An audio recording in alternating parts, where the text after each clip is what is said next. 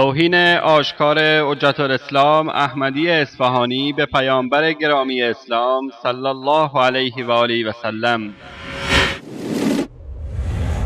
یه چیز رو بگم براتون، مد شده از امروز رادیو و تلویزیون و گویندگان و سخنوران میگن امام علی امام علی. این امام علی حرف سنی هست. شیعه نباید بگید امام علی، شیعه باید بگید امیرالمؤمنین، شیعه باید بگید مولا. شیعه موقع مولا علی، مولا امیرالمؤمنین، آقا امیرالمؤمنین، آقا فرمودن، مولا فرمودن. این امام علی حرف سنی هست. میگن امام ابوبکر، امام احمد حنبل، امام مالک، امام علی. نه بابا، شیعه نباید بگید امام علی. بعضی از کتاب هم دیدم نوشتن پشتش امام علی، امام علی رو کوفت. امام علی حرف سنی هست. شیعه نباید نیمه خورده یه جونه برای رو نشخوار کنه. شیعه باید بگید امام امیرالمؤمنین، مولا امیرالمؤمنین. با حدیث داریم یه روز رسول اکرم هرچی وارد میشدن تو خانه سراغ امیرالمؤمنین میگرفتن. حدیث داریم یه رو وارد شد رسول خدا سراغ مولا علی نگرفت سلام الله علیه. فاطمه زهرا گفت بابا جون هر رو که وارد میشده میگفتی عین ابوالحسن، عین اخی، عین امیرالمؤمنین، به کنیه به امیرالمؤمنین. امرو وارد شدی اسم نبردی از آقا سراغ آقا را نمیگیری. رسول اکرم فرمودن امرو وضو نداشتم، بی وضو نام علی را نمیبرم.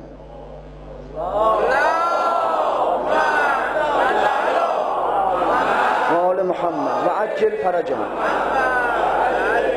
مؤدب و با وقار نام آقا را ببرید. امیرالمؤمنین فرمودن امام علی مال سنی هست، تو سرشون بخوره.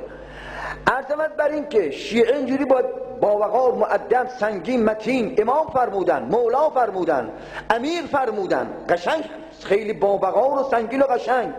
اسم همه ائمه را، نه فقط عرضمت بر این که امیرالمؤمنین را، همه ائمه را. آقا امام زمان سلام الله علیه.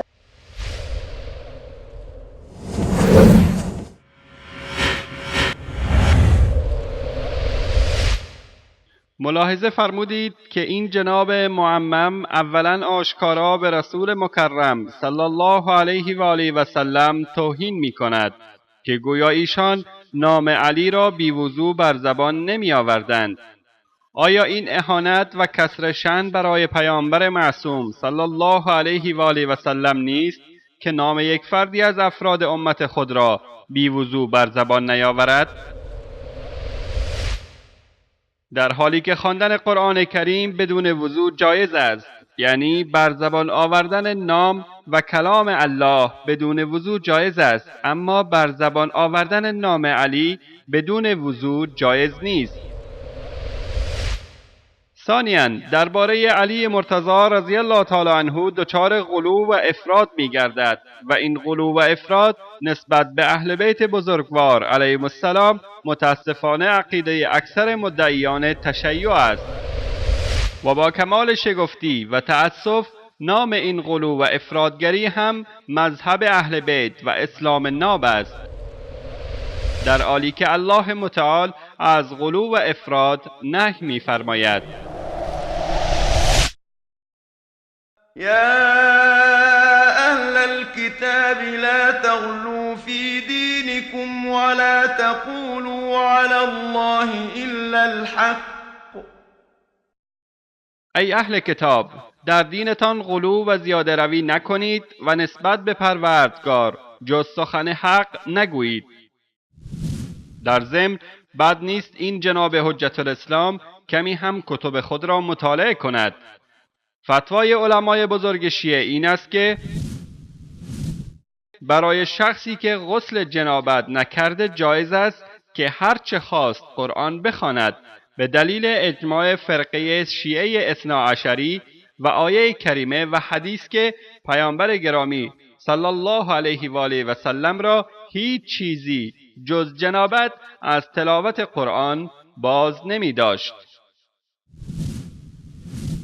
جناب حجت الاسلام، پس وقتی حتی علمای خود شما به اجماع تلاوت قرآن را از حفظ برای ناپاکانی که غسل جنابت و حیض نکرده جایز می‌دانند، شما این دروغ شاخدار را از کجا آورده اید که پیامبر گرامی بدون وضو نام علی را نمی گرفتند؟ نام علی از نام و کلام الله مقدستر بود. و سومی که این جناب معمم و واعظ غالی و افراطی 1.5 میلیارد مسلمان اهل سنت جهان را جانور و حیوان خطاب می کند. این اخلاق و ادب مدعیان پیروی از اهل بیت علیهم السلام است. ملاحظه فرمایید. شیعه نباید نیمه خورده یه جونور را نشخوار کنه. لقمان را گفتند ادب از که آموختی؟